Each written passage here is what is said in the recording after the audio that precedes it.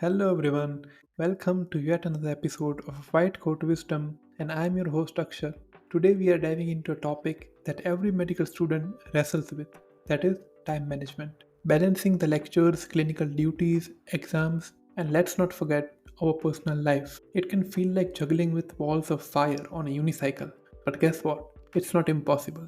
And I am here to share tips, hacks, and my personal experience to help you thrive and not just survive through the medical school. And I'm happy to publish this episode right when the new year is around the corner so you guys can take the insights and strategies right from this podcast and implement in your life right away.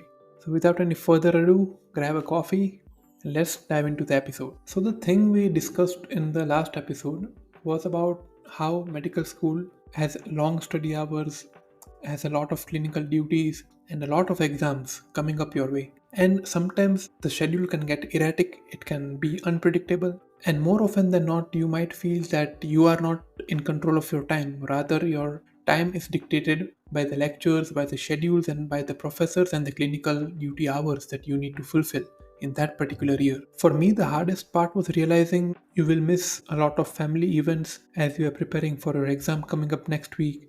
You would be preparing for your vivas just minutes before your viva exam. You would be struggling to prepare for exam just because of the vastness of the syllabus. You would feel overwhelmed, you would feel sleep deprived while going to the hall, and guess what? That's all a doctor goes through throughout the medical school. But here's the thing, this crazy schedule is a part of becoming a doctor. The key is to own your time and not let it own you. The thing with me was, as soon as I gave my NEET UG exam and I knew I was getting a good government medical college, I had put on quite a bit of weight. So, to reduce that weight, I started reading about diet, I started working out, and till the college start, maybe within 6 months of the first year, I was back to my normal weight and I lost about 20-25 kilograms. And from that point, I got an idea of not just studying in medical school, but also doing and exploring and developing certain skills which may be on the opposite pole of medical education. For example, I made a list of what all things I wanted to do at the end of my MBBS and what all things I wanted to learn at the end of my MBBS. It included subjects like philosophy, economy, computer programming, which are poles apart from medicine. But I think it just develops a different knack of dealing with medicine. It helps you being more open and it of course helps you with the neuroplasticity. Also, I tried to learn 3 or 4 new instruments which I had never touched before. I joined tennis, I started reading books, which was my childhood passion, and I revived it in college. Also, I loved photography, so I did go on n number of photo walks, did a lot of photo editing, learn how to film videos, started a YouTube channel, started this podcast, participated in various debates, quizzes, and conferences. I presented a poster at the prestigious AIMS Delhi. I was a part of a NGO which organized health camps and awareness camps. I myself was in one of the organizing committee of a health camp. I did a couple of research articles during my MBBS and I started learning one of the new language, that is German. So the point is, I always wanted to do something more, something extra apart from my medicine studies. That's just because I wanted myself to wander around and study different subjects, study different things, explore new aspects of life, and not just being restrained to only one subject, that's medicine. And by no means I am trying to tell that I do not love medicine. I love medicine a lot, but it never hurts to develop a taste in different things apart from my profession, right? So that was the whole idea going into medical college. And I'm happy to share that I managed to do all of them, and I'm still quite ambitious of running this podcast, making it grow. Now, one or two things more in my bucket list which I want to do before my internship starts. So that should be the mindset of anyone who is entering into medical college. Just don't restrain yourself to only studying medicine and only passing, because you will remember what all things you did in your college life, and these things really enrich your college life. You would have different memories to share, you would have different learnings to share, and always you will develop a different aspect of looking at certain things if you have done quite a lot of things apart from your profession, right? For example, while studying computer programming, there is a proper syntax and algorithm which the computer knows to follow. The computer cannot follow anything. So that really gives us perspective that why history taking in a particular format is important, and at what all nodes we can classify things. And that really helps in developing a categorical way of looking at things, a very objective way of looking at things, and how you can visualize the problem. So, what were the strategies and what were the hacks that helped me get around the busy schedule and get time for these sort of things? The first of all is prioritizing your tasks. There will always be 10 things on your list.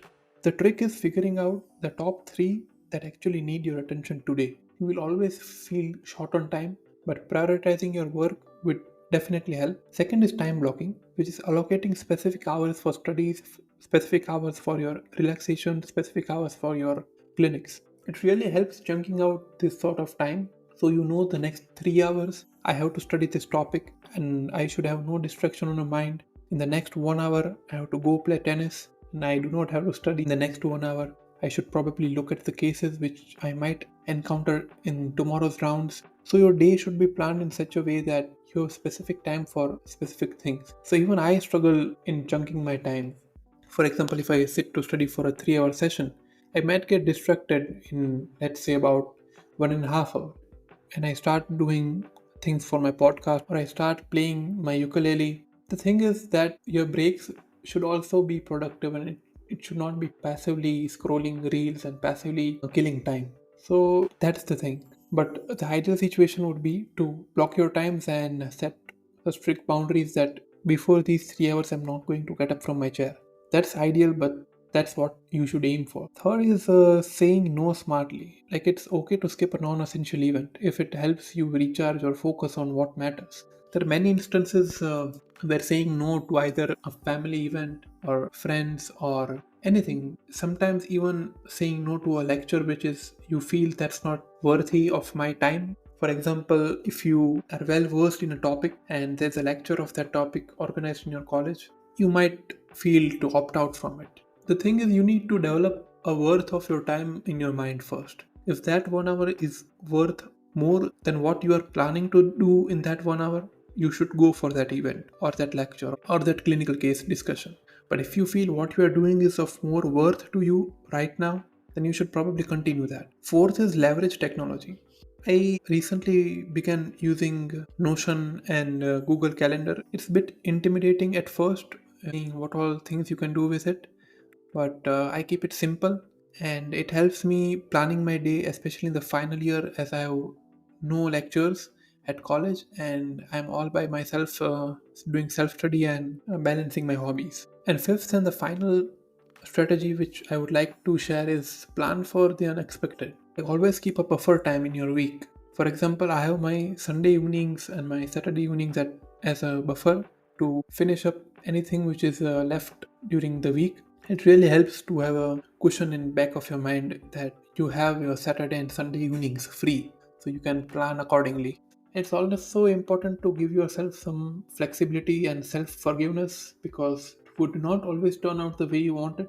Even I struggle with time management, but it's an art. You will master it as you progress through your life. You won't always get it perfect, right? And that's okay. It's about progress, it's not about perfection. Even if you manage 80% of your time well, it's a great feat to achieve. So I guess that's it about the strategy part. And a few more things I would like to share is make time for people you care about and the people who care about you, because healthy relationships will keep you grounded and give you a cushion to fall back upon when you go through tough times. Also, burnout is real, so taking break isn't slacking, it's just strategic to take a break, and there is no need to feel guilty if you're taking a break because you're burnt out. But yes, if you're taking break very frequently and just for the pleasure part of it, then that's considered definitely slacking.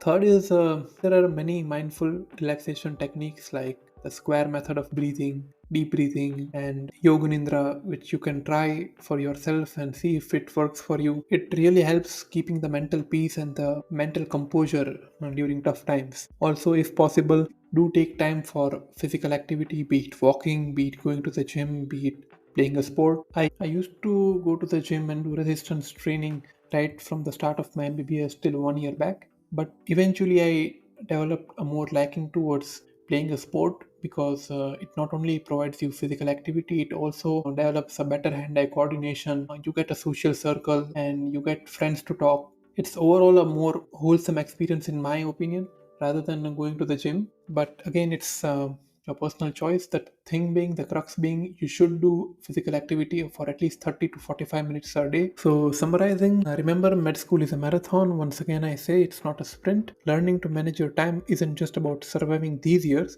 but it's a skill that will shape your career in life even after getting out of medical school. So, if you got your own time management hacks or a funny time related mishap, share it with me on social media or in the comments and let's learn from each other. Until next time, this is Akshar signing off from White Coat Wisdom. Stay balanced, keep thriving, and stay curious. Thank you.